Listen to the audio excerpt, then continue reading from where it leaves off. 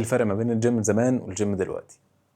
التمرين زمان كان بسيط، يعني كان الواحد بينزل يروح الجيم عشان هدف معين، انا رايح اتمرن، اخلص تمرينتي، اطلع اكل وجبه كويسه، اروح انام، اعمل ريكفري كويس، عضلاتي تكبر. موضوع بمنتهى البساطه. دلوقتي ممكن نقول ان العلم اتطور وبقى فيه ابديتس اكتر على الفتنس، ولكن الموضوع بقى معقد حبتين. اتمرن تمرينه كذا، اتحرك بطريقه كذا، ابتدي انزل بالراحه، ايسنتريك كونسنتريك. بقى في كلام كتير علمي، ولكن الموضوع بقى معقد شويتين ثلاثه.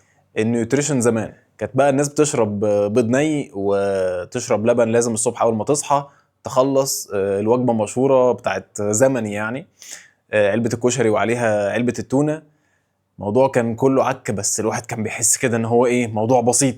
دلوقتي الموضوع بقى معقد، لازم تحسب البروتين قد ايه وتضرب 1.6 في وزنك، ولو بتعمل شريدنج تضرب من 1.8 ل 2.2.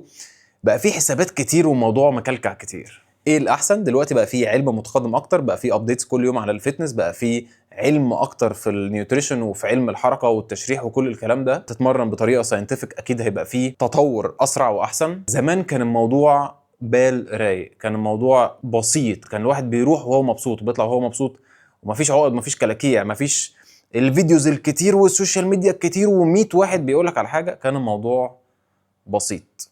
بتتمرن بالمدرسه القديمه او المدرسه الجديده، المهم ما تبطلش تمرين.